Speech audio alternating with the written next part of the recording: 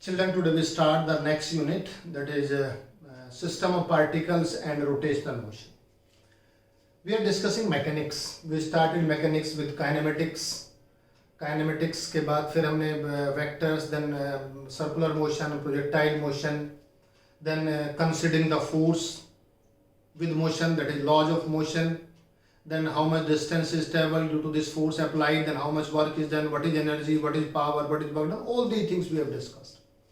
Now the next part of this is the rotational motion. Till now we are studying the translational motion, motion along a straight line, either horizontal or vertical. In few cases we have discussed the motion of a particle or a body, that is along a parabolic path or circular motion. So circular motion is the motion of a particle. Here we are discussing the rotational motion. What is rotational motion? It is the motion in which a body is rotating about a fixed axis. Suppose this finger is a fixed axis, and this is a body, this is a body, this marker is a body, and now it is rotating like this, about this. So this is called rotational motion. It is called rotational motion. If it is moving like this, if it is moving like this, if it is moving like this is a translational motion. ठीक है, ये यहाँ से लेकर के इस तरीके से आ रहा है, ये तो ट्रांसलेशनल मोशन हो गया. This is translational motion either on the horizontal floor or the inclined floor. Okay, and if it is rotating like this at one place, this is rotational motion along the direction. अगर हम इसे refill के about इसको rotate कराएं ऐसे, तो जो इसका रिफिल है about the axis passing through its centre and perpendicular to its, that is called rotational motion. There is one more type of motion in which it is moving like this. So it includes rotational motion as well as translational motion. It is moving along a straight line like this. Second, either horizontal plane like this or in this way, or there is a rotation about the fixed axis. This is called rolling motion. So now we want to study the rotational motion of a body. When we talk about the rotational motion of a body, so first of all we have just to define one term, that is rigid body. सबसे पहले हम एक term define करनी पड़ेगी जिसको हम rigid body कहते हैं. रिजिड बॉडी क्या होता है, देखिए उसको हम एक एग्जांपल से समझने की कोशिश करते हैं. रिजिड बॉडी क्या है? Suppose I have this body, this is body, this obviously it is a solid body, but when I apply a force then it can bend anywhere. देखिए इस तरह से बेंड हो जाती है. तो बेंड होने का मतलब क्या होता है? What is the meaning of this bending? जहाँ चाहे आप जैसे बेंड चाहे. बेंडिंग का मतलब होता है every body consist of the small particle, जिसको आप एटम्स या मॉलिक्यूल्स कहते हैं. And when you apply an external force on the body, the distance between the particles of a pair of particles change, or pairs of the particles change. तो जो pairs बने हैं particles, जिनसे millions of billions of particles are there, large number of particles are there, her pair के बीच का एक definite fixed distance है, but when we apply a force, the distance between the particles change. This is one case. Second case, there is another object. Again, I am applying a force on it. I am applying a force on it. When I applying a strong force, then it bends. Bends means again there is a change, the distance, change of distance between the particles. जो particles है उनके बीच का distance change हुआ है, ये force हमने apply किया है, but this time the change in the distance between the particles is less as compared to the previous body. इसमें देखिए ज़्यादा change हो रहा था, इसमें कम change हुआ है. So this body is comparatively more rigid than this body. However, both are solid body. ये बॉडी जो ये पेन है, ये इस बॉडी के कंपैरेटिवली, इस वायर के कंपैरेटिवली कैसा है? इट इज मोर रिजिड, हम इसको कहेंगे. चलिए एक और एग्जांपल लेते हैं. हम ये मार्कर लेते हैं, इस पे अप्लाई करते हैं. देखिए इसमें तो बेंडिंग और भी कम है. The bending is very very small, almost negligible. It mean this marker is more rigid than this pen. ये जो पेन था इसके कंपैरेटिवली और ज्यादा रिजिड हो गया है, रिजिड हो गया है. अब रिजिड बॉडी की डेफिनेशन क्या होगी, कैसे आप डिफाइन करेंगे रिजिड बॉडी को? Rigid body is has ideal size and shape, perfect size and shape, perfect in the sense which do not change. ठीक है, and in which the distances between the pairs of the particles do not change. वो rigid body is a body, it is a body in which has or a perfect size and shape in which distances between the pairs of particles do not change. When we apply the external force, under the application of of force, under application of force. जब आप force apply करते हैं तो उनके बीच का distance अगर नहीं बदलता है तो ऐसी बॉडी को क्या कहेंगे, रिजिड बॉडी कहेंगे। सो ये रिजिड बॉडी जो होती है, अगर कोई आइडियल रिजिड बॉडी है, परफेक्टली रिजिड बॉडी है, there is no change in the distance between the particles at all. जो बॉडी के अंदर के पार्टिकल्स हैं उनके बीच का डिस्टेंस बिल्कुल भी चेंज नहीं होता है जब आप एक्सटर्नल फोर्स अप्लाई करते हैं। Such bodies are called the rigid body.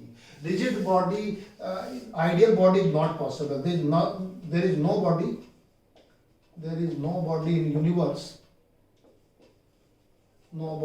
universe, which is perfectly rigid,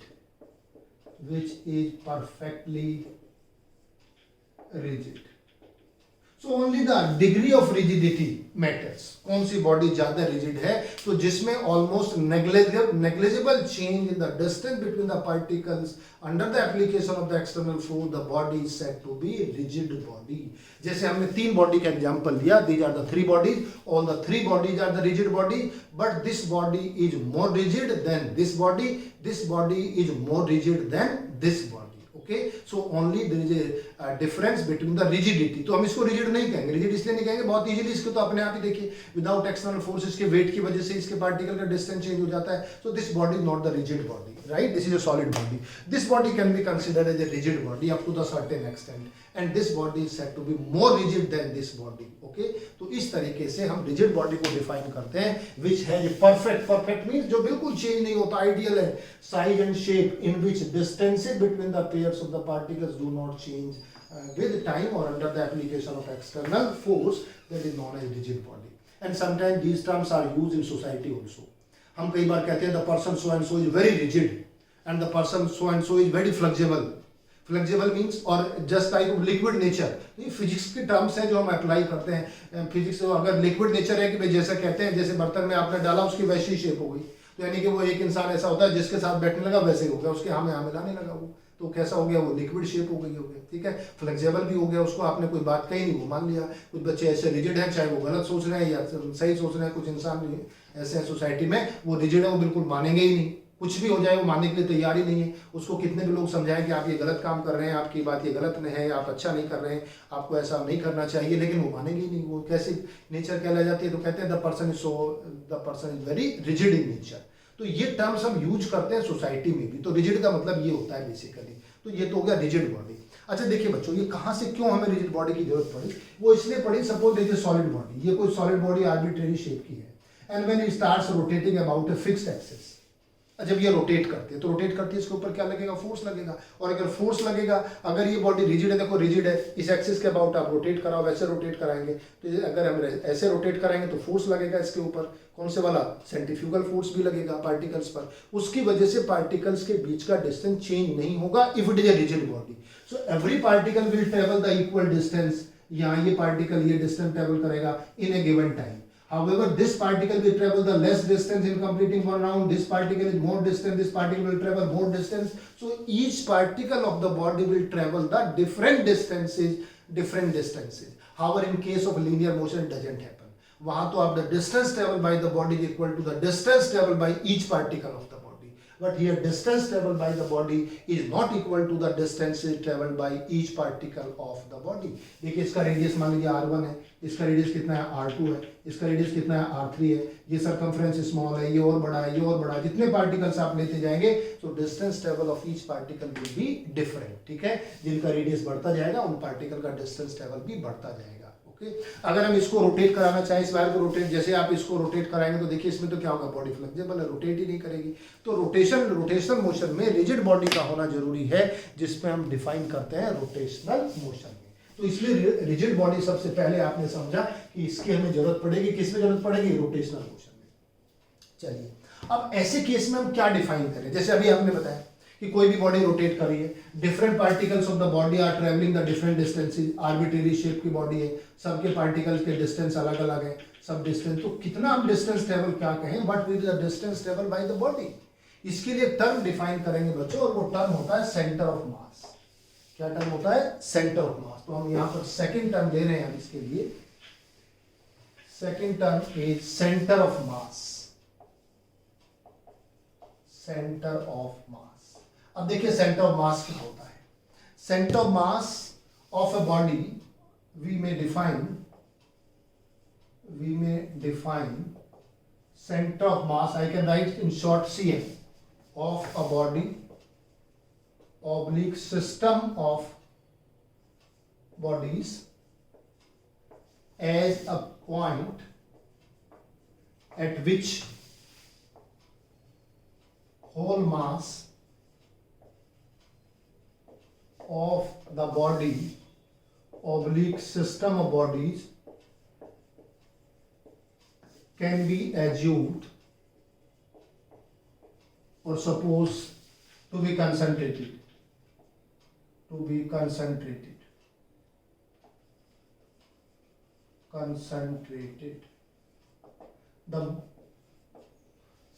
state of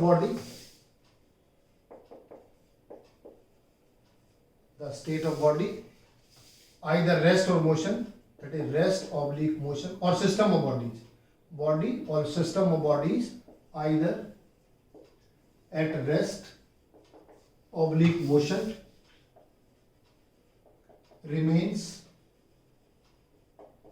unaffected if it undergoes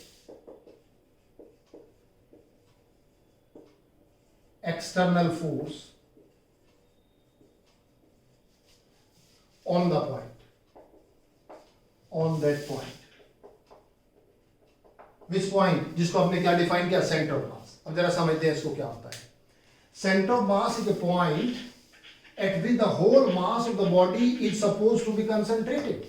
एक ऐसा पॉइंट इमेजिन कीजिए, this body has a definite mass. Let us imagine a point on which this whole mass of this body is assumed or supposed to be concentrated, so that or such that if you apply a force, external force applied on the system of bodies can be applied on that point. जो भी हमने force किया, देखिए हमने क्या लिखा, the state of body either at rest or in motion remains unchanged if undergoes external force applied कौन से वाला? Applied on the system, on the body oblique system is applied on that point. और इसको थोड़ा हमने clear कर दिया, is applied on that point means जो भी फोर्स इस पूरी बॉडी के ऊपर अप्लाई है, जिसकी बॉडी से जिस वजह से रोटेट कर रही है, जिस फोर्स की वजह से मोशन में है, अगर सेम फोर्स हम सेंटर ऑफ मास पर अप्लाई कर दें, उस मास पर अप्लाई कर दें, उस पॉइंट पर अप्लाई कर दें, तो ऐसे केस में क्या होगा? The motion of the body will remain unaffected, whether it is at rest or it is in the state of motion, it will remain unaffected. कोई फर्क नहीं पड़ेगा। It mean the body is replaced by a single mass point, and this mass point is called the center of mass of the body. बात समझ आ गई?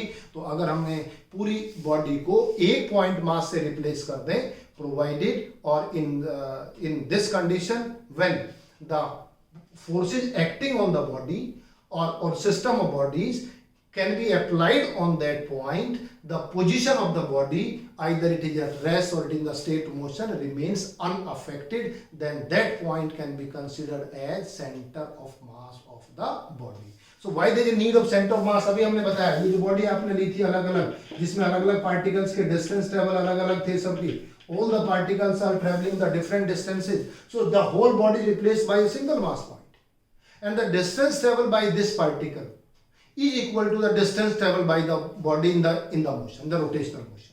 ठीक है? तो यानी कि ये सेंटर ऑफ मास हो गया, इसको हमने डिफाइन किया सेंटर ऑफ मास। अब जरा प्रैक्टिकली समझते हैं। देखो चलिए एक एग्जांपल देकर समझते हैं।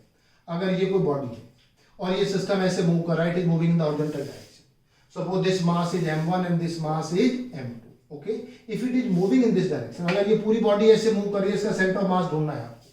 अगर मान लीजिए आपने यहाँ पे फोर्स अप्लाई किया इस वाले पॉइंट पर, तो देखिए इसकी शेप कैसे हो जाएगी? ऐसी हो जाएगी। ये डंबल इधर से आगे चला जाएगा, इधर से पीछे हो जाएगा। जैसे ये यहाँ रखा हुआ था, आपने इधर से फोर्स अप्लाई कर दिया तो देखो ऐसे हो जाएगा, और अगर नीचे से अप्लाई करेंगे तो इधर हो जाएगा। उसके बाद इस मास को थोड़ा सा नीचे शिफ्ट कर दे, थोड़ा सा नीचे शिफ्ट कर दीजिए। If you will find a point, such point on which you apply a force and it will move in the same direction, इसमें आगे पीछे नहीं, बिल्कुल ऐसे ही मूव करेगा। देखिए या तो आप इधर से मूव कर जाएगा, नीचे फोर्स लगाएंगे तो इधर से मूव कर जाएगा, और एक पॉइंट ऐसा आएगा जिस पर आप फोर्स अप्लाई करेंगे it starts moving in the same direction. So this point can be considered as centre of mass of these two particles. इन दो मास का क्या कह सकते हैं, सेंटर ऑफ मास कह सकते हैं. And if these masses are different, then it will not lie at midpoint. It will shift toward the heavier point mass. जिधर heavier mass होगा उधर शिफ्ट हो जाएगा. इधर से heavy है तो आपको ये पॉइंट इधर मिलेगा, अगर ये वाला heavy है तो नीचे मिलेगा, और दोनों masses equal है तो कहाँ मिलेगा, सेंटर में मिलेगा. So this point can be considered as center of mass. Now this body or this system is replaced by assume the total mass m1 plus m2 at this point. अगर आप पढ़ना होगा तो इस पूरी बॉडी को आप रिप्लेस, पूरे सिस्टम को रिप्लेस कर देंगे by a single point having mass m1 plus m2, because when this same force is applied on this mass it is moving in the same state as in the previous case, जैसे previous case में था बच्चों. तो ये तो हमने definition सीखी किसकी, सेंटर ऑफ मास.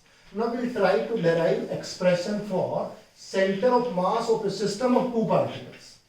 अब हम एक टू पार्टिकल सिस्टम लेंगे और उसका सेंटर ऑफ मास का फॉर्मूला हम डेराइव करेंगे. कैसे हम डेराइव करते हैं सेंटर ऑफ मास को, चलिए समझते हैं. देखिए मान लीजिए कोई कार्टेशियन कोऑर्डिनेट सिस्टम है और यहाँ से एक मास m1 है और दूसरा मास कौन सा है, m2 है. This is m1 and this is m2. Suppose its position vector is r1 and its position vector is r2. ये पोजिशन वेक्टर r2 है और ये r1 है, और यहाँ पर आपने यहाँ कहीं बीच में सेंटर ऑफ मास लाई करता है, कहीं भी सेंटर लाई करता है, वी डू नॉट नो कौन सा पॉइंट है, ये पॉइंट है, ये बी है, ये सी पॉइंट है, इसको आपने सेंटर ऑफ मास कह दिया. और सपोज इसका जो पोजीशन वेक्टर है वो कितना है, आर है, तो C the centre of mass. C को आपने क्या कह दिया, centre of mass of this body. Okay, ये आपने कंडीशन मान ली. Suppose F1 is the force applied on it and F2 is the force applied on it. दोनों पे हमने एक्सटर्नल फोर्स अप्लाई किया है, F1 vector and F2 vector. This is O, this is X and this is Y. ये हमने Cartesian coordinate system में मान लिया है, in which there is a system of two particles of mass is m1 and m2, and let due to force F1 and due to force F2, v1 is the velocity of first particle and v2 is the velocity of second particle. So let v1 is the velocity of m1 and v2 vector is velocity of m2. ठीक है. F1 external force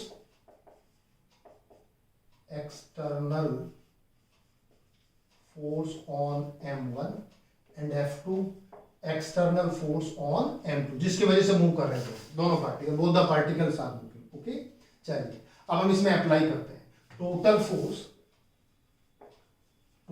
force on m1 Newton second law लगाइए. Total force acting on a point is equal to rate of change of its momentum. कौन कौन से forces आएंगे, F1 ही तो external हुआ, plus एक और फोर्स लगेगा F2 that is equal to dp1 upon d2. Equation number 1. What is F12, where F12 is force on m1 by m2. देखिए जब हम when this system of two particles and you will apply a force on first particle, then first particle will exert a force on second, and when you will apply a force on second particle, the second will also exert a force on first particle, because both particles are the part of a system. जैसे इसके दो particle ले लो, इसमें कोई भी दो particle consider करें तो n नंबर ऑफ पार्टिकल्स का केस हो गया, दो पार्टिकल है, इधर आपने फोर्स एक्सर्ट किया तो वो दूसरे पार्टिकल पे अप्लाई करेगा, उधर उस पे अप्लाई करेंगे तो वो पहले पार्टिकल पर अप्लाई करेगा. It means these are the internal forces acting on first by second and second on first. Okay, so this is the total force acting on this. पहले केस में on second particle on m2, बताइए total force कितना हो जाएगा.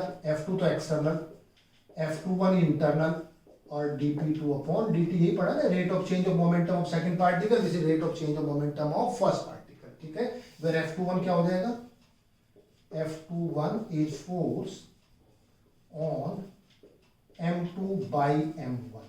Okay, ये हो गया. तो ये न्यूटन फर्स्ट लॉ लगाया, न्यूटन सेकंड लॉ लगाया. Total force is equal to rate of change of momentum of first particle. Total force on second particle is equal to its rate of change of linear momentum. अब जरा दोनों का sum दीजिए बच्चों, from first and second.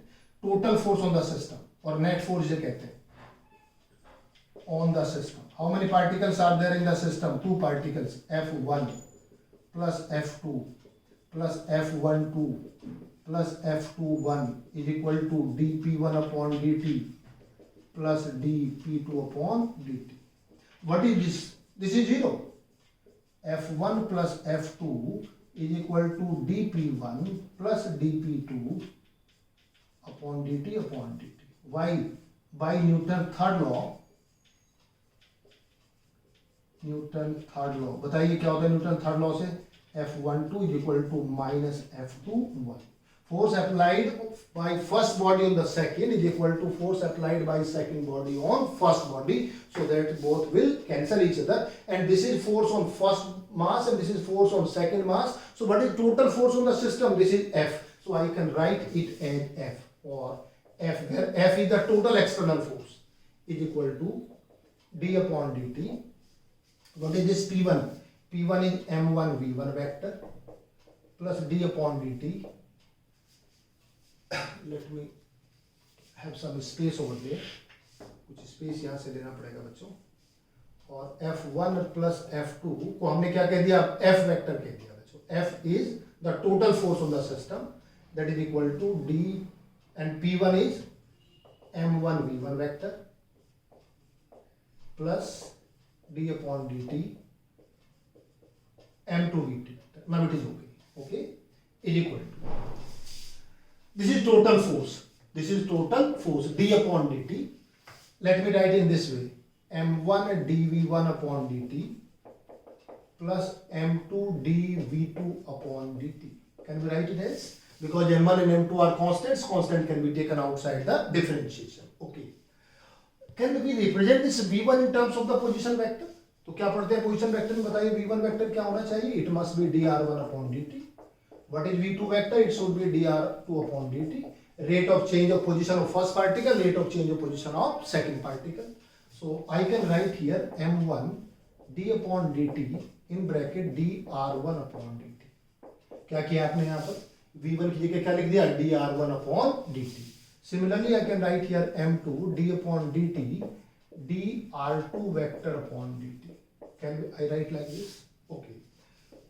Which kind of differentiation it is? It is the second order differentiation. We have differentiated r1 vector twice. So it is written as m1 d2 r1 upon dt2 plus m2 d square r2 upon dt square. ये बन गया बच्चों. This is not the whole square of this one. This is called second order differentiation. This is also called second order differentiation. Now can this m1 will be shifted inside? Yes. If it is a part of differentiation, you can shift it m1 r1 vector and plus it is m2 r2 vector. I can write like this. क्या किया हमने? जो m1 m2 को बाहर लिया था वो m1 m2 को कहाँ शिफ्ट कर दिया? अंदर शिफ्ट कर दिया. अब ये तो हम इसमें डिस्ट्रीब्यूटिव लॉ लगा देते हैं. ये ऑपरेटर है, इसको हम ऐसे भी लिख देते हैं m1 r1 plus m2 r2. ये बहुत बार हमने किया है. अगर दो टर्म होती थी हमने देखिए सॉल्व किया ऐसे d upon dt 3t cube plus 2t plus 5, जिसको हमने सबको कैसे कर दिया? अलग अलग कर दिया था. ठीक है ना? तो इसमें जहां हमने अलग अलग था उसको कंबाइन कर दिया. और ये क्या है? This is f. ये f आ गया बच्चों. f क्या है? Total force. किसके ऊपर? On the system. अब बताइए न्यूटन सेकंड लॉ से क्या होना चाहिए? Force is equal to mass into acceleration. यही फॉर्मूला होना चाहिए. तो total force is equal to total mass into acceleration. Mass तो इसमें है नहीं, तो हम क्या करते हैं? अगर मास इसमें नहीं है तो हम अपनी तरफ से क्या करेंगे? इसको मैथमेटिकली थोड़ा चेंज करते हैं. D square upon d t square and this is m1 r1 plus m2 r2. Children pay attention here. I am going to change mathematically over here. अब हमने m1 प्लस m2 से multiply किया, m1 plus m2 से क्या किया? Divide किया. क्यों किया आपने मल्टीप्लाई और डिवाइड? इसलिए किया हमने मल्टीप्लाई और डिवाइड. इक्वेशन तो सेम रहेगी. अगर हम इसको इससे कैंसिल कर दें तो again you will get this one. But why we have multiplied it? Reason is very simple. This f is equal to what is this? It is total mass. ये क्या बन गया? टोटल मास बन गया. And what should this term represent? अब ये जो term आपकी बनी है इस टर्म को हमें लिखना पड़ेगा d2 upon dt square r vector. And why this r vector? Since पहले क्या पढ़ गए बताइए? वेलोसिटी का फॉर्मूला क्या होता है? dr1 upon dt. एक्सीलरेशन का फॉर्मूला बताइए क्या होता है? dv upon dt. और जब आप v की वैल्यू लिखते हैं d upon dt, dr upon dt, तो बताइए कितना आ जाता है? It comes about d2r upon dt square. So acceleration can be represented like this. Acceleration का ये फॉर्मूला हमने पढ़ा है और इस फॉर्मूले में जो r होता है ये पोजीशन वेक्टर होता है. अगर किसी भी पार्टिकल का आपको एक पोजीशन वेक्टर दिया हुआ और एक्सेलरेशन निकालना है, then acceleration is equal to second order differentiation of this position vector. तो अगर ये एक्सेलरेशन है तो ये क्या होना चाहिए, आर वेक्टर। अगर ये देखिए ये तो फोर्स हो गया, ये टोटल मास हो गया, तो ऑब्वियसली न्यूटन सेकंड लॉ से F is equal to ma होता है। तो ये वाली टर्म जो होगी, जो बॉक्स में हमने लिखी है, this term should represent the acceleration of the body. ये एक्सेलरेशन सिस्टम का होना चाहिए। सिस्टम इसलिए कह रहे हैं because system consist of the two particles of mass is m1 and m2। So this term जो ब्रैकेट में हमने लिखी है स्क्वायर ब्रैकेट में, must represent acceleration of the system. It is total force, it is total mass, it is acceleration. Force is equal to mass into acceleration, and if it is acceleration, then we know this acceleration is written like this. ये acceleration ऐसे लिखा होता है, तो हम इसको हमने क्या लिख दिया बच्चों, it is written as m into a vector लगा करके यहाँ पर, and this equation is now in continuation. I can now write equation 2, and suppose this is equation 3, this is equation 4, and this is equation number 5, this is equation 6। तो हम यहां लिख सकते हैं इसमें वेयर, बताइए आर वेक्टर को क्या लिखा है हमने, m1 r1 plus m2 r2 upon m1 plus m2। It is a required expression for position vector r। Equation number 7, this r is given by this expression. So this r is the position vector of center of mass, which is given by m1 r1 vector plus m2 r2 vector upon m1 plus m2। तो बताइए point clear हुआ कि नहीं? एक बार फिर बता देते हैं इस पॉइंट को, ये थोड़ा सा ध्यान देने वाली बात है, थोड़ा सा कॉन्सेप्ट हमें समझना पड़ेगा। जब हम इस एक्सप्रेशन को बना रहे हैं, हम एक्चुअली दो पार्टिकल अलग अलग हैं, दो पार्टिकल को एक पार्टिकल में मर्ज करना चाहते हैं, एक सिस्टम बनाना चाहते हैं। तो हमने पहले इस पर अलग फोर्स निकाला, फिर इस पार्टिकल पे अलग फोर्स निकाला, फिर दोनों को वेक्टर ऐड कर दिया, तो टोटल फोर्स आ गया। अब दो पार्टिकल के बजाय हमने एक पार्टिकल बना दिया, एक सेंटर बना दिया। तो देखिए F तो क्या हो गया, टोटल सेंटर पे फोर्स आ गया टोटल वाला। अब ये फोर्स आ गया, तो इस फोर्स का एक्सप्रेशन ये आ गया। हमने m1 प्लस m2 से मल्टीप्लाई किया, m1 प्लस m2 से डिवाइड किया, और जैसे मल्टीप्लाई डिवाइड करेंगे तो इक्वेशन तो सेम रहेगी, लेकिन ये टोटल मास आ जाएगा। और अगर ये टोटल मास आ जाएगा, total force is equal to total mass into ये जो टर्म हमें दिखाई दे गई है ब्रैकेट में, this term will represent the acceleration of the particle और सेंटर ऑफ मास। ये सेंटर ऑफ मास का क्या एक्सीलरेशन है, and if it is the acceleration, हमने तो ये पढ़ा एक्सीलरेशन हमेशा इस फॉर्म में लिखा जाता है। तो ये जो ब्रैकेट में टर्म लिखी है, इसकी जगह हमने क्या लिख दिया, आर वेक्टर लिख दिया बच्चों। ठीक है, इस डेफिनेशन, ये हम प्रीवियस नॉलेज के बेस पे कह रहे हैं, ऐसा हम सीख के आए हैं। तो ये आर वेक्टर हो गया, और अगर ये आर वेक्टर है तो दोनों को कंपेयर कर दीजिए, इसकी जगह हमने आर वेक्टर लिख दिया है। इट मींस हमें क्या मिल गया है, this is the position vector of centre of mass of two particles. So this is the formula of centre mass of two particles, position vector of center of mass of two particles। अच्छा, अब चलिए आगे चलते हैं। I hope it is clear to everybody, ये सबको समझ आ गया होगा बच्चों। ये कॉन्सेप्ट अच्छा कॉन्सेप्ट था, हमने सेंटर ऑफ मास निकाल लिया। अब देखिए दो पार्टिकल का सिस्टम था जिसमें हमने सेंटर ऑफ मास फाइंड कर लिया है, और ये आता है m1 r1 plus m2 r2 divided by m1 plus m2। ये इक्वेशन नंबर 7 है। अगर ये इक्वेशन नंबर 7 आ गई, तो हम इसमें स्पेशल केसेस लेके देखते हैं। कौन कौन से स्पेशल केसेस है?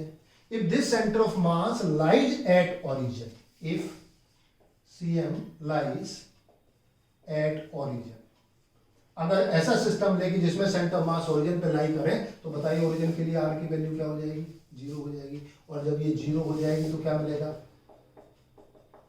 Plus m2 r2 upon m1 plus m2, ये इधर आके 0 हो जाएगा, और m1 r1 vector is equal to minus m2 r2 vector.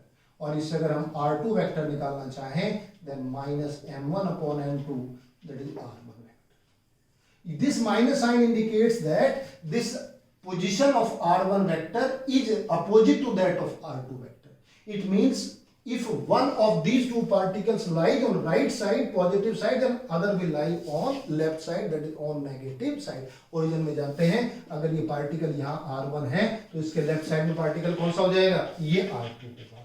तो बच्चों अगर कभी भी सेंटर ऑफ मास ओरिजिन पे लाई करेगा, तो definitely one of these to masses will lie on right side and another mass will lie on left side, then only center of mass can lie at the origin। So this is the case in which center of mass of the system will lie at the origin of two particles। Okay, second case, if m1 is equal to m2, both the particles are of equal mass, under that condition what will be r, that is m into r1 plus r2 divided by m plus n is 2m. It is equal to r1 vector plus r2 vector upon 2. This is the center of mass. R means it will lie at midpoint. R1 plus R2 by 2, then you will say or you will prove that CM will lie at midpoint on the line joining the particles. जो दोनों particle को line join कर रही है, इन दोनों के mid point पे lie करेगा. क्या लाई करेगा? मिड पॉइंट पर सेंटर ऑफ मास. तो बच्चों this is the expression for centre of mass of two particle system in Cartesian coordinates. इसको कार्टेशियन कोऑर्डिनेट सिस्टम कहते हैं बच्चों. This is the special case in which center of mass will lie at origin. This is the special case in which both the masses are equal. Both the particles are of equal mass, that is m1 is equal to m2. Then center of mass will lie at midpoint. और अगर यहाँ से ये भी बता सकते हैं if m2 is greater than m1, then r2 will be less than r1, which indicates that the center of mass will shift toward the heavier point. अगर इधर हैवी होगा तो इधर शिफ्ट हो जाएगा, इधर हैवी होगा तो इधर शिफ्ट हो जाएगा, मिड में लाई नहीं करेगा. दोनों मासेज अगर इक्वल होंगे तो कहां लाई करेगा? मिड पॉइंट पर लाई करेगा. चलिए ये तो हो गया बच्चों दो पार्टिकल का system. For more than two particles, for a system of n number of particles. अब आपके पास कोई सिस्टम है जिसमें n नंबर ऑफ पार्टिकल्स हैं, then what will we do? For a system of n particles, n number of particles, क्या आएगा बच्चों? R vector extend. ये तो बच्चों टू पार्टिकल सिस्टम हो गया. Take vector sum r3 up to mn rn divided by m1 plus m2 plus mn. And can I write it like this 1 upon m, और इसको कर सकते हैं m1 r1 plus m2 r2. Can we write it like this? And similarly we can also write it 1 upon m, where m is the total mass, m1 r1 plus m2 r2 plus mn. We can write like this. So this is a way to represent. किसको represent करने का तरीका होगा बच्चों? Center of mass of the position vector of the center of mass of a system containing n number of particles. और अगर इसको vector form में लिखें, इन वेक्टर फॉर्म बताइए r1 की क्या पोजीशन आएगी? x1i plus y1j plus z1k. और r2 कितना होता है? x2i plus y2j plus z2k and so on. What is rn vector? xn i cap plus yn j cap plus zn k cap. लिख सकते हैं कि नहीं? और सेंटर ऑफ मास का कितना आएगा बच्चों? अगर सेंटर ऑफ मास का लिखोगे तो rcm कितना आएगा? r वेक्टर कितना आएगा?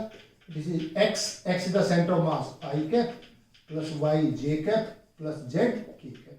तो this is the position vector of centre of mass.